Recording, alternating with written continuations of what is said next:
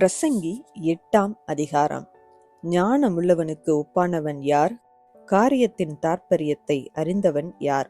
மனுஷனுடைய ஞானம் அவன் முகத்தை பிரகாசிக்க பண்ணும், அவன் முகத்தின் மூர்க்கம் மாறும். ராஜாவின் கட்டளையை கைக்கொண்டு நட என்று நான் உனக்கு எச்சரிக்கிறேன். நீ தேவனுக்கு இட்ட ஆணையின்படியே இதை செய். நீ அவன் சமூகத்தை விட்டு விலக துரிதப்படாதே, பொல்லாத காரியத்திலே பிடிவாதமாய் நில்லாதே. அவன் தனக்கு இஷ்டமானதையெல்லாம் செய்வான். ராஜாவின் வார்த்தை எங்கேயோ அங்கே அதிகாரம் உண்டு. நீர் என்ன செய்கிறீர் என்று அவனுக்கு சொல்லத்தக்கவன் யார்? கற்பனையை கைக்கொள்ளுகிறவன் ஒரு தீங்கையும் அறியான். ஞானியின் இருதயம் காலத்தையும் நியாயத்தையும் அறியும். எல்லா காரியத்துக்கும் காலமும் நியாயமும் உண்டு. ஆதலால் மனுஷனுக்கு நேரிடும் சஞ்சலம் மிகுதி. இன்னது சம்பவிக்கும் என்று அவன் அறியானே, அது இன்ன விதமாய் சம்பவிக்கும் என்று அவனுக்கு சொல்லத்தக்கவன் யார்? ஆவியை விடாதிருக்கிறதற்கு ஆவியின் மேல் ஒரு மனுஷனுக்கும் அதிகாரம் இல்லை, மரண நாளின் மேலும் அவனுக்கு அதிகாரம் இல்லை. அந்த போருக்கு நீங்கி போவதும் இல்லை. துன்மார்க்கரை துன்மார்க்கம் விடுவிக்கவும் மாட்டாது. இவை எல்லாவற்றையும் நான் பார்த்து சூரியனுக்கு கீழே செய்யப்படும் எல்லா கிரியைகளையும் சிந்தித்தேன். ஒரு மனுஷன் தனக்கே கேடுண்டாக வேறொரு மனுஷனை ஆளுகிற காலமும் உண்டு.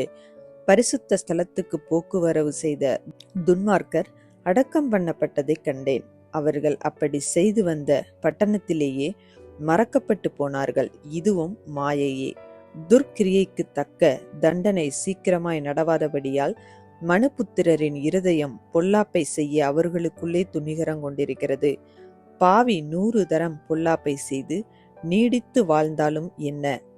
தேவனுக்கு அஞ்சி அவருக்கு முன்பாக பயந்திருப்பவர்களே நன்றாயிருப்பார்கள் என்று அறிந்திருக்கிறேன். துன்மார்க்கனோ நன்றாயிருப்பதில்லை. அவன் தேவனுக்கு முன்பாக பயப்படாதிருக்கிறபடியால் நிழலை போல் இருக்கிற அவனுடைய வாழ்நாள் நீடித்திருப்பதும் இல்லை. பூமியின் மேல் நடக்கிற வேறொரு மாயையான காரியமும் உண்டு. அதாவது துன்மார்க்கரின் கிரியைக்கு வருவது போல நீதிமான்களுக்கும் வரும், நீதிமான்களின் கிரியைக்கு வருவது போல துன்மார்க்கருக்கும் வரும். இதுவும் மாயை என்கிறேன்.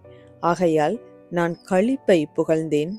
புசிப்பதும் குடிப்பதும் மகிழ்வதுமே அல்லாமல் சூரியனுக்கு கீழே மனுஷனுக்கு வேறொரு நன்மையும் இல்லை.